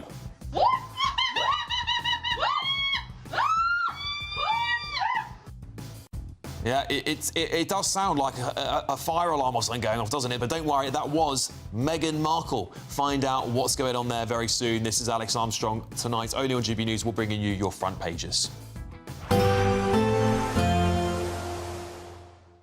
I forecast a perfect holiday in the sun. Weather looking good then? For sure, and no worries about our travel insurance. All Clear Travel Insurance sponsors GB News Travel Destinations Forecast. After recent heavy rain across parts of Portugal and Spain, they are generally seeing a drier interlude at the moment, and Iberia is looking dry over the next couple of days, although further rain is expected here as we head later on into the week. So reversal of fortunes for parts of Italy, the Balkans and Greece, though they currently have the rain at the moment, some thunderstorms around as well. But this band of rain will continue its way eastwards, and so later on in the week it will return to drier and sunnier conditions for these countries. All Clear Travel Insurance sponsors GB News Travel Destinations Forecast. Hello there, very good evening to you. Welcome to your latest GB News weather update provided by the Met Office. As we transition into the new working week, it is set to turn wetter and windier overall. Already this evening we are starting to see rain move in from the west, and this will spread eastwards across many areas overnight. It will turn heavy and persistent in places, particularly over some higher ground sites like northwestern England and parts of northwest Wales. Blustery night to come as well. But those winds are filtering in some very mild air, and so by the time we reach Monday morning, many of us will see double-digit figures when we're walking out the door. Despite the mild start to the day, though, do be prepared for a lot of cloud on the scene. It's going to be fairly damp and dreary for many. Further outbreaks of rain possible as you are heading to work. Some of those could be on the heavy side as well. The winds will be blustery right throughout the day. We could see gales in exposed coastal and mountain areas. Generally, if you are a little bit further towards the east, there is the greater chance, particularly in the afternoon, that we start to see the cloud breaking up a touch more. And maybe for parts of southeastern England, northeastern Scotland as well, we might start to see some sunshine emerging through. And generally, eastern areas will stay that little bit drier, with the rain more persistent out towards the west. But it is going to be a mild day right throughout, even despite the cloudy scenes, and temperatures will be peaking around 15 to 16 degrees Celsius. Our low pressure system is going to stay with us into Tuesday. A lot of isobars on the chart here indicating it's going to remain fairly unsettled. The occluded front generally draped northeast to southwest, and that's where we're going to see the bulk of the rain moving through on Tuesday. Potential for some quite heavy rain to move across southwest England into southern Wales at points as well. There's still some uncertainty in regards to exactly where that will be positioned, but certainly southeastern England, again northern Scotland, perhaps seeing some brighter spells moving through. But the unsettled and slightly mild theme is looking to continue right throughout next week. Bye-bye. Decisions made in Washington aren't just shaping America, they're shaping Britain too. From migration to global security, from crime to health. Whatever happens in the White House today will be felt in your town or city tomorrow. That's why The Late Show is live from Washington, D.C. Cutting through the politics to show you what it all means for Britain. The Late Show live every night at midnight. Only on GB News, Britain's news channel. Westminster's full of talk, but out here, it's the real world. Am I allowed to talk now? No, that's it. This is where it matters, real people and real lives. That's what politics is all about. The fact that Trump made a good start, no. Straight answers, no spin, and just a couple of pints. How many fingers have I got up? About 10. So join me for Lee Anderson's Real World every Friday at 7 p.m, only on GB News. The People's Channel, Britain's news channel.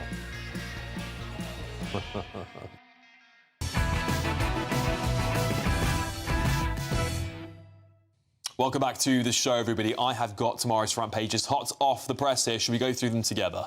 The Independent. Heroic train worker fighting for life after stabbing rampage. Police hold British man after mass knife attack but rule out terrorism.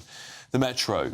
Scandal of risky high street baby scans calls for law changes. Real illnesses missed and mums told healthy unborns are dead. It's just horrible. It's a horrifying story. The Telegraph. The devil's not going to win, train attacker told passengers. Guardian. Heroic rail worker in fight for life after tackling train knife attacker. The Eye, I've got at the end here. Police to patrol trains as suspect in custody over stabbing attack. As you can see, there's one story really dominating the front pages tonight. But let's get the thoughts of my panel. I've got Adam Brooks with me, Ellie Wheatley and Sebastian Salek to go through all of these headlines with me. I think we should just take a moment just to talk about this heroic train worker on the front page of The Independent. It's really important we point out people, of course, not just the perpetrators of these crimes, but the victims. This heroic train worker is fighting for their life after the stabbing rampage. A rail staff member remains critically injured as police continues to question a man after a stabbing rampage in London. Stabbing rampage in London-bound train on Saturday, which left 11 people injured. Adam, horrifying accounts we've heard over the last 24 hours. Look, I think people underestimate how much of a hero, how brave you need to be not to run away with someone with a knife in front of you. Especially, you know, he's not going to be a high-paid worker, this guy. And if you've possibly saved lives from your action, this man needs a medal of some sort, and I would hope that hopefully he pulls through, that some sort of GoFundMe could be set up and this man could be given a lot of money to make his life a lot easier, because the easiest thing to do in this situation would be to run away. And if you haven't, you are a hero, you know, and I can't praise him enough. Ellie, I think in situations like this we need to be giving out medals. I really do. These people, this man is so brave, what he's done, and I think we need to do more of that in this country. I totally agree. I mean, this is just such a horrific incident, and you're right. You don't know how you'll respond in a situation like that. It's sort of fight or flight, fight or fight. And I think you're right. We should absolutely give him a medal, and I really hope he pulls through. It's really upsetting reading about this, and it's why we need to do everything in our power to make sure this sort of thing never happens again. Yeah, and I think that starts by honouring the heroes, because we see more heroes in our society. I think it takes the wind out of some of these people's sails, knowing that they're not just going to get away with it. There's another hero here, Sebastian. War veteran driver saves lives with a rapid stop at the station. The train driver, of course, was a former Royal Navy and Gulf War veteran. The man quickly, of course, the train driver took the passengers straight into Huntington Station, which wasn't obviously a planned part of the trip, and saved many lives. Yeah, a lot of very quick thinking in all of this. A lot of heroes were minted yesterday. We are grateful to the train driver that the attack was as short as it was. And that was due to his doing. So really important we recognise that. We are lucky that there are people among us who are willing to do these things. I think most of us would have run, and who can blame us for that? Yeah, absolutely. There's a lot of armchair heroes out there who would say, no, I would do that. Yeah. Look, in my work, nightclubs and bars, I've seen a lot of people with knives, and it is terrifying. Yeah. So, you know, you can't blame people for running. You really can't. No, for this man to do what he's done, I hope he's a household name in a few days. I hope so too. I hope so too, and God bless him. I hope he pulls through. And there are other heroes amongst those people, and I'm sure the details of those heroic actions will emerge, and we will, of course, report them here on GB News. But our thoughts are with the man critically injured at the moment, and God bless him. Hope he pulls through. Let's just turn our attention to the Daily Telegraph and just move on briefly. Farage. Nigel Farage. Fix finances before cutting taxes. Nigel Farage to rule out tax cuts until public spending has been reduced amid efforts to reassure voters that reform can be trusted to manage the economy. We're starting to talk more about the economy now, Ellie, with reform, aren't we? Why is that? Well, they sort of jumped the gun last year, didn't they, by promising all these tax cuts. And it sounded great. And by the way, I'm all here for it. But this is sort of where the Tories actually look quite good, because Kemi spent an entire year not promising to do anything. It was all about priorities and principles. And now she's done the work. She's spoken to think tanks like the Centre for Social Justice, Policy Exchange, and they figured out we're going to cut X amount. Actually, I think it's 47 billion that Mel Stride promised to cut spending by. And then we can say we'll abolish stamp duty and all of that sort of stuff. And so Reform are looking at the Tories going, oh, they're actually quite serious. We need to probably do a similar sort of thing. But again, they haven't really thought through a lot of their policies yet. I was at a press conference the other day, and Arsia Youssef, when they announced with Danny Kruger, they announced a massive, we're going to reduce the size of the civil service, etc. And I asked him, which quango or department might be in your sights? And he sort of went, well, we're having to think about it, we'll let you know. I mean, Labour's created 28 since they came into office. You could just say one of them or all of them. So they still obviously have a lot of thinking to do, and I'm sure that will come with time. Yeah, Adam, just reading on a little bit here, the party went into the last election with a pledge to cut taxes by 90 billion and scrapping inheritance tax on estates worth less than 2 million. They do want to have, they've got this Doge programme, haven't they, that's headed up by, I think, is it Richard Tyson heads it up? But, do you think they're going to be the party of tax cuts? I do, but this is just sensible speak. You can't just make promises without knowing where the economy is going to be at the next election. No disrespect. Well, I don't care if I disrespect this Prime Minister. This country is going to be in a far worse position at the next election than it was a few years ago, because this Labour government is ripping this economy apart and killing small businesses. But one thing, cutting taxes doesn't just mean, oh, suddenly there's a 90 billion hole. You stimulate growth, you stimulate people to spend. So sometimes, and in many cases, you cut taxes, you improve the economy, and you get more tax in receipts. So a lot of these headlines that say it's going to cost this, it's not. It's going to save us. We need to cut taxes to get ourselves out of this hole. Sebastian, the two big opposition here is the Tories and Reform, of course. They're both pledging to cut taxes at this point in time. Does that sort of give the Prime Minister like this free rein to go, do you know what? If we might not be here in 4 years, we just spend, spend, spend? No, I think you have to be really sensible. This is people's money we're talking about, and this is hopefully a long-term Labour project. It's going to take a decade to turn all of this around. What I'm surprised by here is we've got Nigel Farage essentially changing his mind. Some people would call that a U-turn. Now, I'm not going to, because I think changing your mind is important and you have to be able to do it, especially when we're talking about the economy. Things move on, and it is wrong to cling to past commitments if you can see that something else is more sensible. It's not a U-turn. Is that the problem, though? Why not? Announcing things like this early. Is that the problem? When you announce, like, OK, we're going to do tax cuts now, 4 years before the election, things can change. You've got a point, Sebastian. It's not. Look, it says rule out tax cuts until public spending has been reduced. Yeah. So first of all, day one, they're going to start reducing public spending. Yeah. You know, a few months down the line, once they've got that to where they want to get, then the tax cuts come. They're not U-turning. They're just saying the priority the definition of a U-turn. I'm not sure where your newfound powers of clairvoyance have come from, that you can see that Reform are going to cut taxes. No, hang on. You've just said, to be fair, it is. Because they promised a bunch of tax cuts. But they're going to do the tax cuts. But they've now not committed to specific ones. For example, they were going to raise the rate of tax to 20%. Sorry. They haven't ruled that out yet. £20,000. You don't pay tax on your first £20,000. But they haven't said that they will do it. They've still said it's a pledge, as far as I know. We're going to talk about this story more, by the way. So we'll come back to. I know, Sebastian, you're gearing up to get in there. Adam, we need words. We need words, mate. Right, in the meantime, coming up.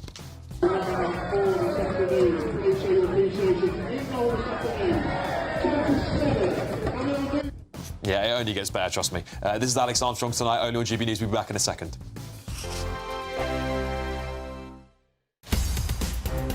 In the GB Newsroom, we bring you the news as it happens. With our team of dedicated journalists across the UK, we're ready to keep you up to date with what's happening every half an hour, every single day.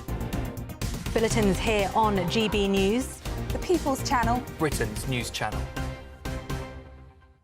Sir Jacob Rees-Mogg's State of the Nation, Monday to Thursday from 8 p.m. But I saw in that incredible ancient ceremony how it and our traditions held the country together.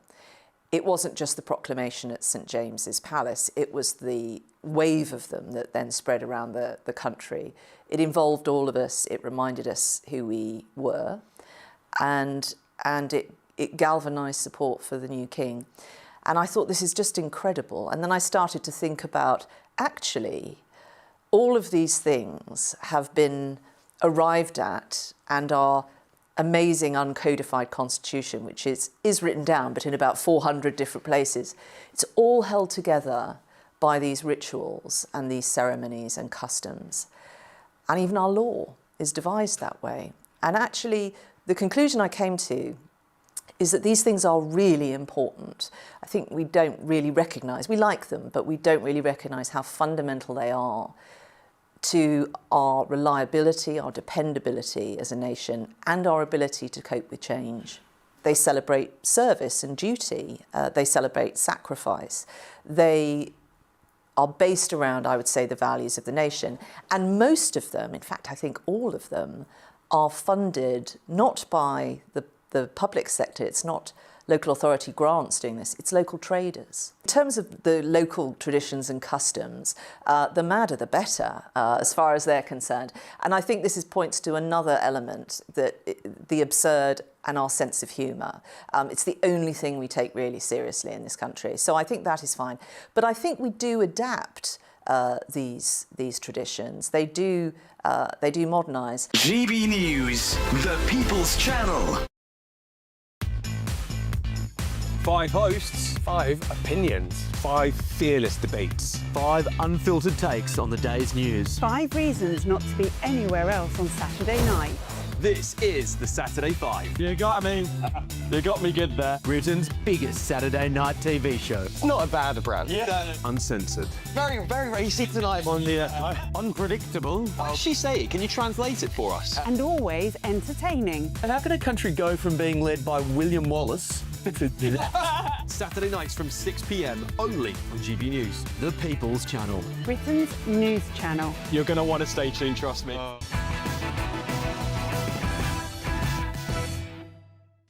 All right, let's return to the front pages, shall we? Some more have just landed. The Sun, Devil on the 1825, fiend knifed 11 passengers in 15 minutes, tasered by cops as he yelled, "Kill me." The Express, hero steward bravely saved many lives. The Mirror, the Devil's not going to win. And of course, we will bring you more front pages as we get them at 11 o'clock. Look, there's a lot. I mean, of course, you'll see there's a lot of similarities between the front pages tonight. Of course, how could there not be? There's nothing more important we talk about. But that Devil comment there, very interesting, isn't it? Let's take a look at the clip that caught my eye this week in lighter news.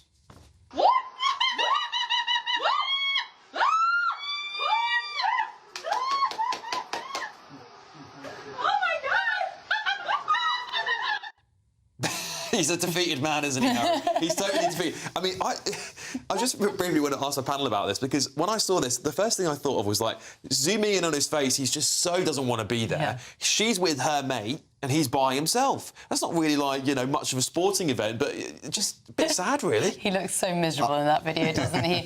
I mean, she does wear the trousers in that relationship, doesn't she?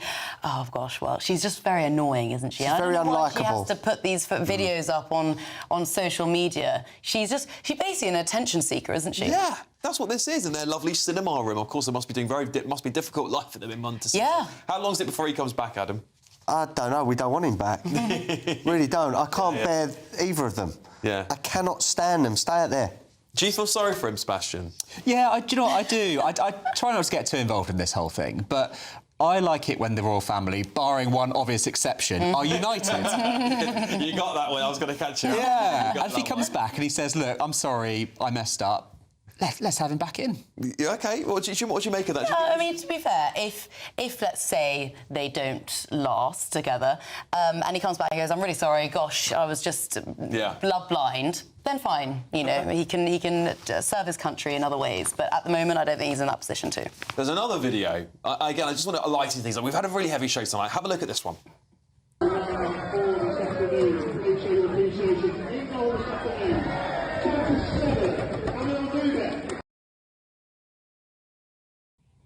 The mascot goes on to do a few more debaucherous things that we can't show you on telly tonight. St Albans mascot was pretty steaming, then got their own mascot got booted out of the game. Unfortunately, got escorted off the pitch. I mean, listen, this is what football's all about, isn't it, Adam? Yeah, I bet he had a hangover later on that day or the next day. I'm glad I haven't drunk for 6 years. I do not miss hangovers, and I certainly wouldn't be behaving like that. Yeah, because I think, Ellie, the thing is that luckily he had his face covered, so if he does, he didn't. No one's going to know who he is. I know. I wonder if he'll be working there again. But I think you're right. It's sort of added to the gaiety of the whole thing of a football match, and I think it's rather entertaining. Because obviously they're smaller teams. You feel like because it wasn't St Albans, it was Barnet. I think they were playing, and it was St Albans ground. It was Barnet's ground. It was St Albans there. It's like those parents that you get at kids' football games who just get, you know, a bit pissed and then go off and start shouting at the kids. That's what it reminded me of a little bit. It's things like that make me really excited to be a parent one day. But you know, one of my favourite niches of video is American football chants versus British football chants. Yes. I wish I could repeat the British ones, but sadly Ofcom rules. Keir Starmer's getting a lot of flack at football grounds at the moment. He's not too popular. I've heard some of the chants, actually. They're not very nice, are they? Let's put it that way. But it's true. Yeah, in my opinion, it's true. A lot of these football fans are so witty with their chants. They're so brilliant. And yeah, that mascot, of course, was ejected by the home team. His behaviour was out of order. Listen, we've got a whole load of more news to bring you, loads of front pages we haven't even touched yet. And, of course, I really want to get your thoughts on Nigel Farage's tax plans, the heroic train worker here, and loads more. There is so much more here to give you. Come and join us again in just a few minutes. But first up, let's get you weather. Expect warm spells with the odd rude interruption. Box Boilers sponsors the weather on GB News. Hello there, very good evening to you. Welcome to your latest GB News weather update provided by the Met Office. As we transition into the new working week, it is set to turn wetter and windier overall. Already this evening we are starting to see rain move in from the west, and this will spread eastwards across many areas overnight.